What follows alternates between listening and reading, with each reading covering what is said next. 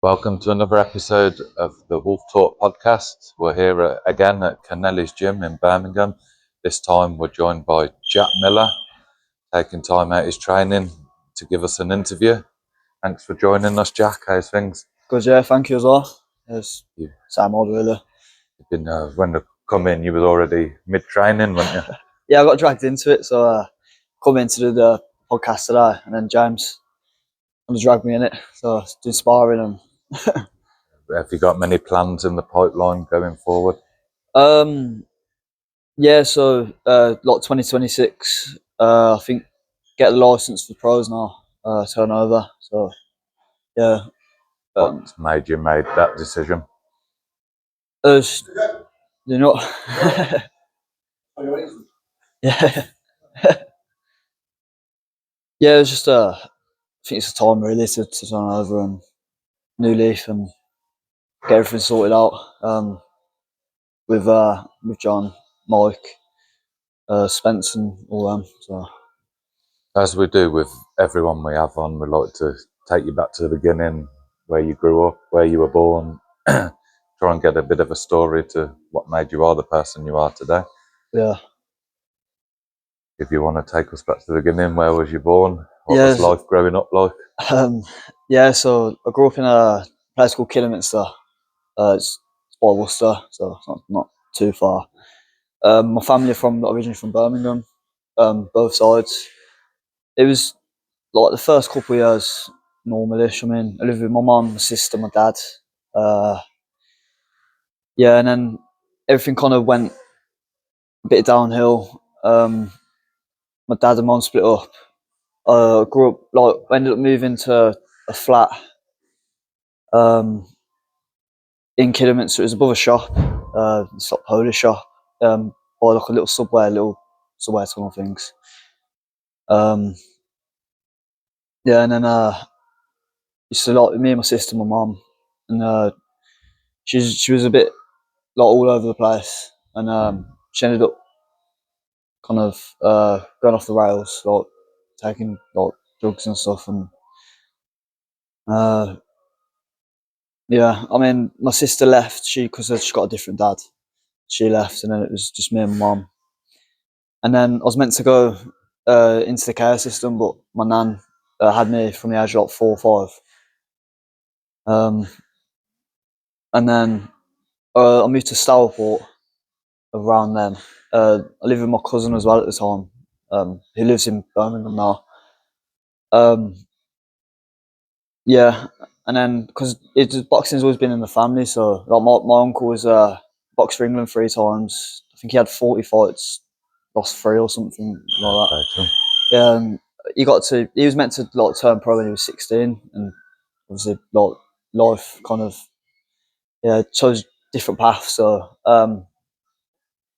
yeah, kind of I was always around it, and I kind of thought when had a lot of kind of things growing up where I was a bit lost and a bit all over the place. So I kind of went towards the boxing, kind of where I'd go to the gym and I just feel like, What age was that from you started going?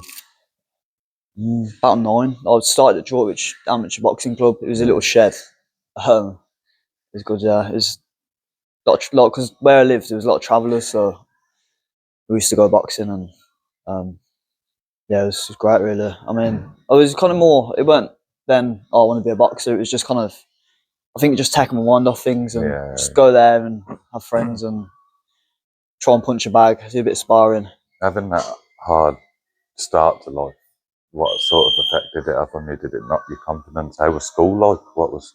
Yeah, a bit lonely, to be fair. Didn't have a lot of friends. I mean, I was quite like what's the word, like solitude, like Being on your own. yeah, I was very shy, and kind of it'd come in spurts, because then I'd go off, and because I was allowed to see my dad still, just go and see my dad, and then I'd end up meeting my mum, and it'd all go back how it was. So I'd kind of bring back everything, and I think yeah, it was quite rough, to be fair. I mean, like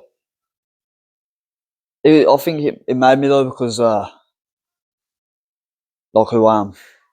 because kind of when I was on runs and stuff, I just dig deep and I'd be like, oh, even from like 13, 14, like I'm not ending up like this. I'm gonna push through, and I then think you can either go down the same path, can't you, or think I'm never going down that path. I think Yeah. you come to a split roads, don't you? yeah, and then my nan ended up fostering, so we lived with like those kids that were in care and stuff, and it's quite nice. Just had like a kind of family unit with all of them, and some of them used to come boxing. The- Yeah. Uh, Was you sporty at school? Was you into yeah, your sports? yeah. I used to play football, cricket, bit tennis, a little bit. Yeah, always love sport really. Basketball as well. Love sport. I think I was best at sport because I weren't really good at like talking about stuff, and I was okay at maths.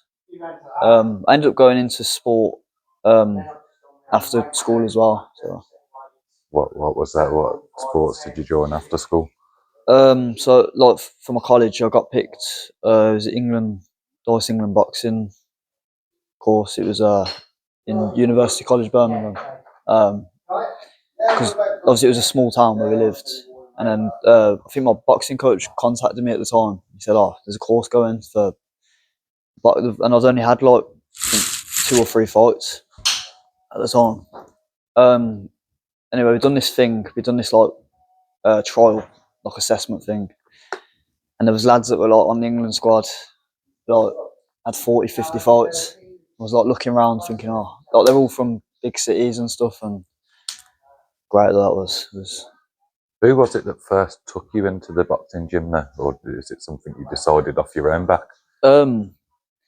Bit of both. I think my nan really. She kind of used to buy me like Muhammad Ali books and stuff, and Quality. yeah, so little boxing gloves when I was younger. And So you was interested in it before you even stepped foot in the gym then? yeah, I've always kind of just thought, oh, it just When you seems. did step foot in the gym, how did that make you feel? What drew you into it?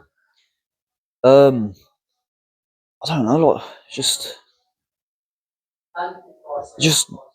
you're in control of where you go, aren't you? I think there's like when I was younger, I was kind of put in situations where I didn't have any kind of control of the situation, and it feels like when I was in the gym and in the ring, it's down to me. Do you know what I mean? Like I'm the one who's going, okay, I've got to put the work in. I've got to. No, it's enjoyable as well, isn't it? Getting fit and Suppose you can take control of your own life, can't you, and destiny when you're boxing, can't you? yeah. Down to you. Have things got any better within the family? You still see your mum, still see your dad? See my dad. I haven't seen my mum in 6 years, I think. Yeah, I haven't seen her. Don't know where she is. Must be hard. Do you feel like you've missed out on that there? Yeah, luckily like my nan was around and kept things. She's quite old school, tough love kind of. She cares as well. You know what I mean? So I think without that, I would have been on a different path completely. I would have been. I think you need that person, don't you, that's going to step in and give you that tough love, teach you right and wrong. I think you know right and wrong yourself, but you can easily be drawn down that Yeah, path of wrong if you ain't got someone to guide you. yeah, it's hard, and even a bit after college, I kind of mixed in with the wrong kind of people, and it's kind of it's hard because you all kind of come from the same kind of stuff, and you feel like I relate to these people, and it's understandable. But then I kind of looked and I had to take a step back and think, nah, actually, like I want better for my life. I don't want to be in jail or. I think it's easier isn't it, when you've had bad things happen and a hard time. And like you said, you find these people and they've been through similar and you can relate to them. Yeah. You feel connected to them and like you should be with them. But sometimes it leads you down a darker, deeper path, doesn't it? Yeah. And I kind of looked at it and I was like, you're older, so you can make like I didn't get to choose as a kid what had happened or what I'd been through, but I can choose now, can't I? Do you know what I mean, it's like I am. That's it. You're in control of your own destiny now, aren't you? Yeah. How did boxing progress then from just being something you liked doing, and how did it progress through? Went to Mikey's boxing gym in Kidderminster. It just opened really. I think only opened like a year. So we started sparring and stuff, and then kind of had some amateur fights, and I was only like a complete novice really. So I boxed like a lot from a young age, but competitively like I was still like a novice, and yeah, I was boxing like a good an okay level for amateurs. I mean, it was more what's the word more advanced and like kind of I felt like I should have been. I was like 2 fights and I was boxing people with like 10 fights and stuff. Yeah. So and I went to the Midlands, like the Nationals. Got to the Midlands final, and then I got beat by a kid called Eckham. Um, he was a good boxer, and he ended up winning the Nationals, and it like knocked my confidence. To be fair, and then I didn't want to box again. And I remember I was out with my friends, and I kind of was like, oh, I'm done with boxing. And my coach rang me, and he went, "Oh, got a fight for you next week. Like, do you want to fight?" And I was like, "Nah, I'm done with boxing." I was like quite young. I was like 15, 14. And he was like, "Nah." Like, he was like, "Oh, you can't throw it away. You need to carry on. Like, have another fight." So I was like, "Oh, right." Turned up, had a fight. I think the kid had like 15 fights, and he lost like 8 of them or something. So it was like an okay record. It was like my 4th fight, and then I won unanimous. And I got fight of the night. I was buzzing, and then I kind of carried on. Had a few more white collars, and then I stopped again because of getting to like 17, 16, 17. Uh, Again, I kind of not the bad crowd, but just going out and like doing normal things. I think you do at that age, don't you? Yeah, yeah. It's kind of so I had a bit of a break from it and going out and stuff, and I wish I didn't really. I wish I'd kind of not cracked on from then. Hard looking back, you think, yeah, them years wasted going out and that, but at the time, all your mates are doing it, and yeah. you go and do it.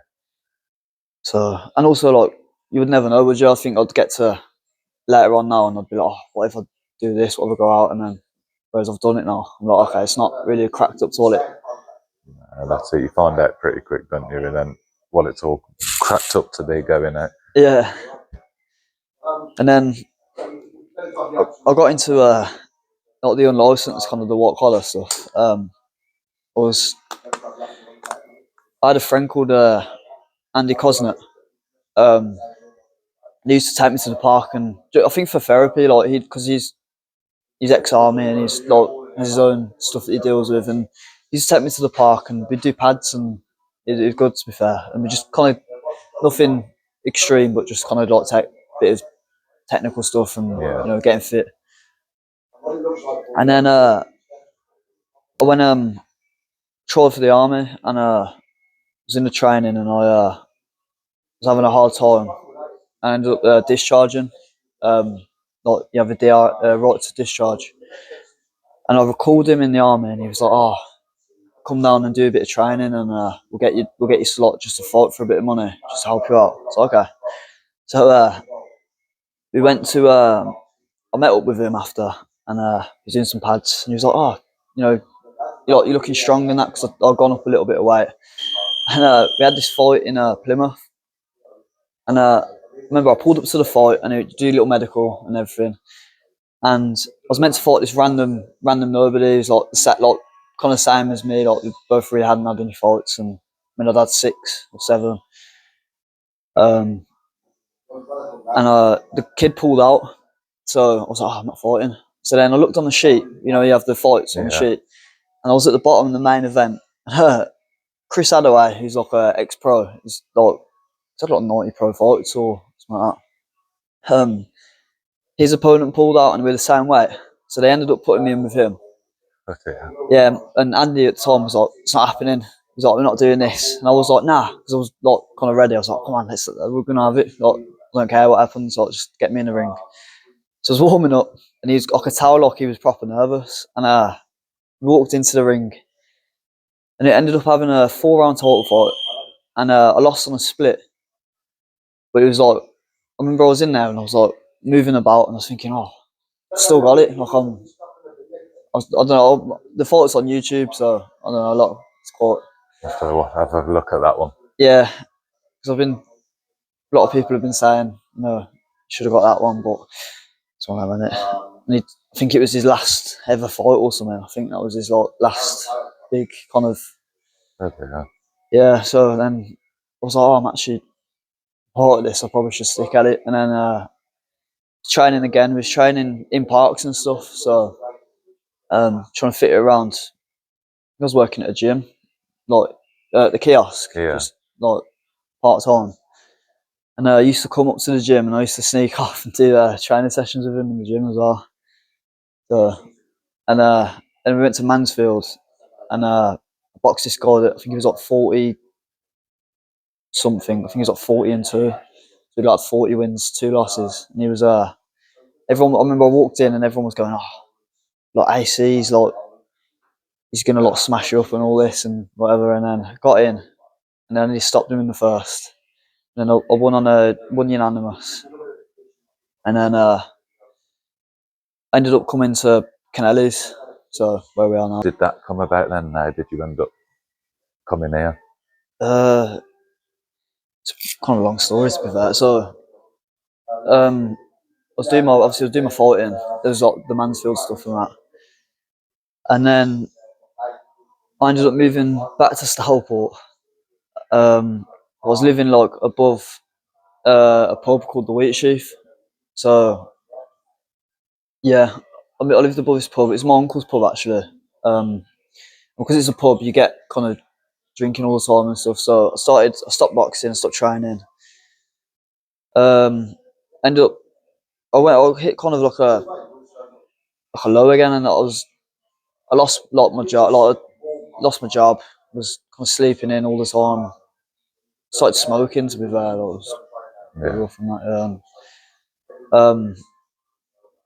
Drinking every day, and then I felt really crappy. And then my nan at the moment, like now, she lives down south, so not far from like London, kind of between London and Bristol. So um, New Year's New Year's Eve, I rang her and I was like, "I need to come back and stay with you for a bit just to get my head straight because I was all over the place. It's like kind of my direction just went." So went out on New Year's Eve, had a terrible time to be honest. I think I got kicked out somewhere. I don't know what happened. I can't remember though. I was in somewhere and I was like in a pub somewhere, and I think some guy started on me, and then I just remember getting like the bouncer took me out and he was like shouting. Yeah. I was saying to him like, "Oh, what have I done?" But I was a mess, man. And then went to bed. I literally, because I lived in like a room and I had all my stuff in the room. I basically lived out of a bag. You know what I mean? Like, Yeah. so my nan come and I packed a massive bag of all my stuff. Walked downstairs because it was like 3 floors. It was the main floor, the floor where I lived, like the attic kind of bit, the main floor, and then there was like the pub. Walked down to my uncle and I was like, "Oh, I'm off, I'm going." And he was like, "What?" I said, "I've got to get out of here. I'm not made to mess. I need to sort my life out." He was like, "Oh, right." I walked out. My nan picked me up. Drove 2 hours to where she lives, and then yeah, I was a lot. I was. I think it was like because I was drinking so much. I was sleeping like the first week I got there. I was sleeping loads, and I was like felt ill. I was like really bad, and then she kind of just got me up, like like someone to just pick you up a little bit. Yeah. Just be like, "Come on." So I started doing a little bit of training, gym round local to there. There's a lad who he was a national champion as well. To be fair, did a bit of some rounds with him and some good rounds. And I was helping him kind of with the boxing shows, and um, he used to have a company like cleaning out, flats that were like when people were ill and it was really like a mess. So we used to clean out them. And then I said to her the one day, I think I was there about a month, and I kind of, because it was the middle of nowhere. I'm used to cities and Yeah. busy, like around my own age. I think the population was about 90 years old. I couldn't deal with it, and there's about 4 houses, a little pub, and then like a dirt track for about 3 miles to the next little village. It was mad. It was like nothing there. So yeah, I said to her, I was like, I need to go back to Birmingham. She was like, well, you need to get a job. So fair play to her. She goes, we'll drive down to Birmingham. We'll go to like the job centre and have a look and get you on your feet. And she has like a friend over here that he said I could rent a room off him, Yeah. kind of thing. So I said, okay, cool. Walked into the job centre. They went, now you need to like apply online, and it would take like a couple of weeks. I was like, well, I want to start as soon as really. So we left it. I rang my sister up, who at the time she was working in like McDonald's. So she's like, walked in, had a coffee with her, and she went, you need a job? She was like, let me ask. So she went to the manager. She was like, can you have a job? She was like, yeah, fill out this form. Filled out the form. Anyway, I got the job. Ended up getting all my stuff, moving into my nan's friends in Birmingham, and then working part-time, it was kind of full-time, but the shifts a bit all over the place over here. And then I thought, I seen the gym. It was across the road from... Oh, you worked at that McDonald's over Yeah, there? yeah, over there, That's the yeah. one I used to go to as a kid, though. Yeah, it's all right, isn't it? But so then I walked in and I spoke to Mike, and then I said, I want to box again. So it all started really. It's took off from there. Yeah, so... What is it? Because you've stayed here, haven't you? So what is it about this gym that has made you feel at home? Made you? The gym's great. It's got everything you need. The people as well, like Mike, James, John, like even the other people that come and train. Great, to be fair. I think more like direction, like they give you a bit of direction and stuff, because that's what I lacked in my life a lot. I think I moved about 20 times in my life or something, houses and stuff. It's like, I think you need a bit of that leadership, don't you? Someone to steer you right. And say like, you've got to do this, and open your mind up to things that are possible. 100%. How many fights have you had under this banner? 7 or 8 now, I think. So you've had a couple of wars over the past couple of fights, haven't you? You picked up a title, didn't you, at the Bosch boxing event? Yeah. So we had 2 fights with that one, and then we had there's a kid called Corin Dunn. That was another war. I think most of my fights really, especially in unlicensed, I've always kind of fought like the people who've had unbeaten, or like I think the first fight I had with these, the first fight actually was I ended up drawing, but it was a good fight. That was another war. But he won the middleweight. He's a middleweight champion now, I think, so he's gone a bit heavier. And then the second one, I fought someone who I think had like 220 fights or something. You've been thrown in at the deep end, man. Yeah, and I stopped him in the third, a body shot. And then I boxed on my first Bosch one. I boxed a guy called Jordan Mattel. He was a national champion in the amateurs. He had quite a few fights. I think he's had about 100 fights. And I stopped him in the second with a body shot as well. So, but I never threw a body shot until I come here. I was just going in. They kind of sat me down, and he was like showing me the shot, and then he was like, that's your punch. That kind of, kind of stripped me back to the basics, and then built me up again. So I think you need that as well, don't you? When you've had a stop-start career, yeah, it's hard to keep the focus. So I think once you finally find somewhere, you do need that stripping back, starting and rebuilding again, don't you? Yeah. So I think, because obviously I've had that it's like years ago, but I've had that kind of, even at college, because because it was a boxing kind of course, and the coach he's like an England he was a GB coach or something, like one of the GB coaches, I think. Ivan Cobb. So I mean, I weren't that kind of level, but I was around people that were like that at that level. So I kind of just picked up round from them. Like, I'd train with John Pegg's son Yeah. used to go there. There's a few lads now turned over. So there's like Remy Boxill, Lewis Morris, Matty Harris, because he boxes with the Furies now, I think. Yeah. You know Delicious Aura? Yeah. Yeah, so he used to like be around the gym as well, and I got to watch Fraser Clark and him spar. It's quite young. That was fun. It's good. Crazy.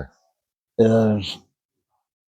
So I was kind of moving around a lot as well. Picked up different little bits of every kind of style and I adapted think it that's to the my best way, isn't it? yeah. You can't just learn one style. You got to learn a number of styles, isn't it? And you adapt it to your own game, then, don't you?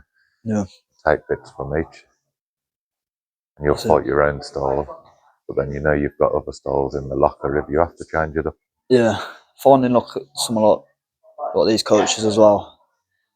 They know the game properly, and they're kind of, I think, like Mark and John's kind of styles suit Yeah. how I box. So it's nice because like they can adapt little things and say, okay, like, add a little drop here, and you know, it's up there.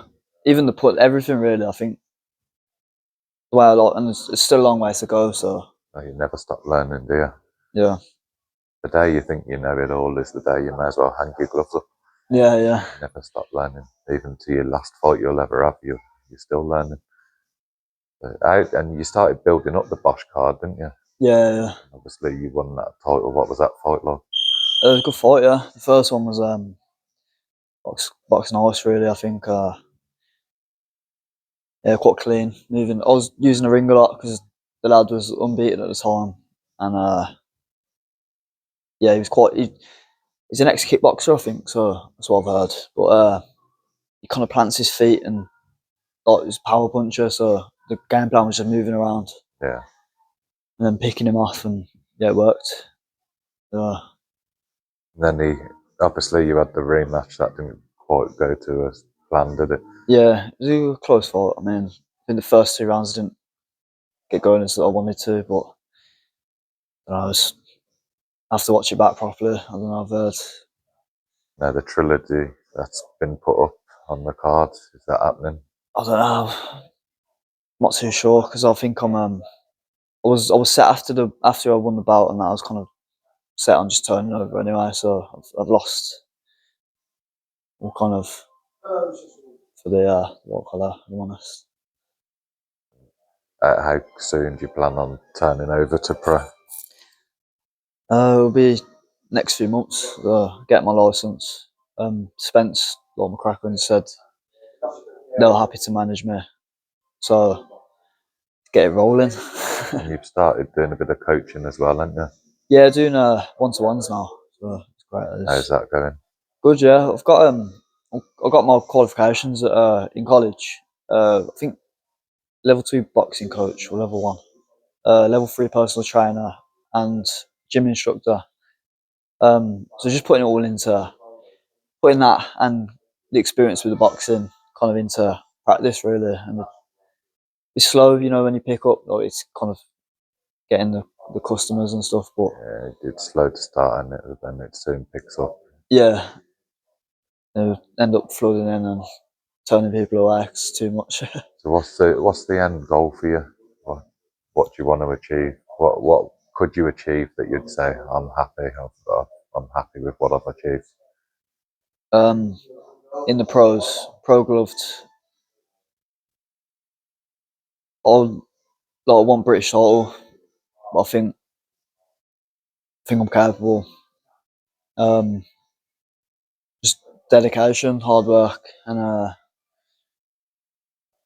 yeah, you know what? I've always been kind of, even at college and stuff. People have been like, "Nah, you're not this and that," and because I was like the new, had 2 fights, and people 3-time national champions and on boxing for England and stuff.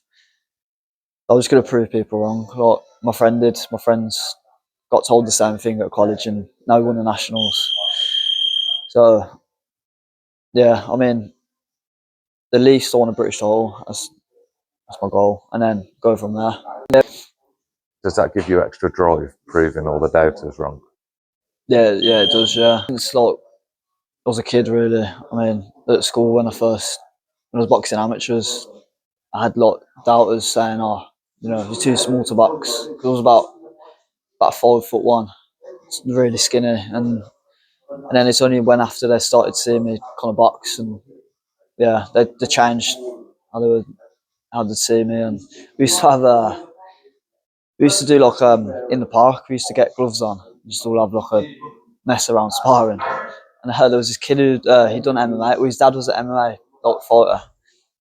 He was a bit bigger than me, and he was messing about, and he was trying to like kind of bully everyone in putting some shots together and Yeah. stuff. And I was boxing at the time, and I remember there's a video, and I was only about, I think I was about 15, 14, and I was like jabbing his head off, and everyone was like, the whole park was like, "Whoa!" Oh, we So used to do that. We used to take it in turns. We'd go around different people's houses. You take a couple of pairs of gloves with you. That was yeah, our entertainment for the week. classic, it was fun to be fair. It's mad though, isn't it? Because like the whole boxing, like you go into a gym and just the variety of different people. You've got like a police officer, you've got someone who's been in jail, you've got like a care worker. Yeah, there's no judgment at a gym, is there? Your ego's left at the door, and you all become one. You all become a little family, don't you? Yeah, I'll ask you this because I ask everyone this. When it's all said and done, and you've had your last fight, what do you plan? Do you plan on coaching or sailing off into the sunset? yeah, probably. I'll probably end up coaching. I mean, I tried to stop before. Even when I was going out and stuff, I was itching to be. Oh, I miss boxing. No, I miss it, and I think I'll try and get off and sail off. However great my career is, and I'll end up just being dragged back into the But some coaching. people can't handle it, can they? When they reach the end of the career, Yeah, they can't do it anymore, but they want to still do it. So they just walk away from it completely.